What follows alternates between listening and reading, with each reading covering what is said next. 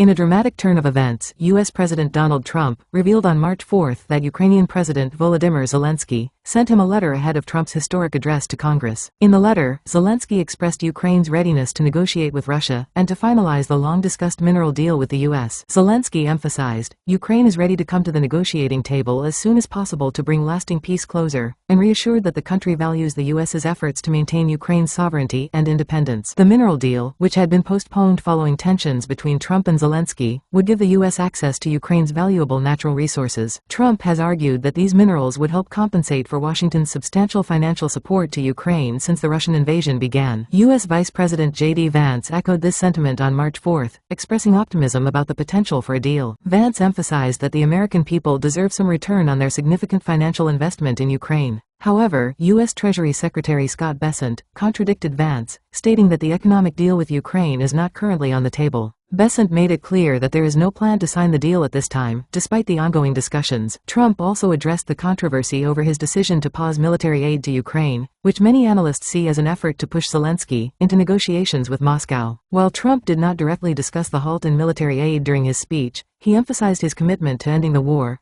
questioning whether the U.S. Congress wanted to continue supporting the conflict for another 5 years. Trump criticized Europe for spending more on Russian oil and gas than on Ukraine's defense, mocking the disparity in financial contributions from Europe and the U.S. During his address, Trump reiterated that the U.S. has received strong signals from Russia, indicating a willingness to engage in peace talks, a sentiment he framed as a potential breakthrough. He further claimed that Washington has been in serious discussions with Moscow and suggested that peace is within reach. Meanwhile, Zelensky proposed a new framework for a partial ceasefire with Russia, suggesting Ukraine would be open to a prisoner exchange and a truce banning long-range attacks on civilian and energy infrastructure. Despite the recent tensions, Zelensky acknowledged the regrettable nature of his meeting with Trump and expressed his desire for future cooperation to be more constructive. Trump's address, which lasted over an hour and 40 minutes, highlighted the U.S.'s role in the Ukraine conflict while underscoring the pressure for Europe and Ukraine to balance their financial and military commitments. As diplomatic talks between the U.S. and Russia continue, the future of U.S.-Ukraine relations remains uncertain.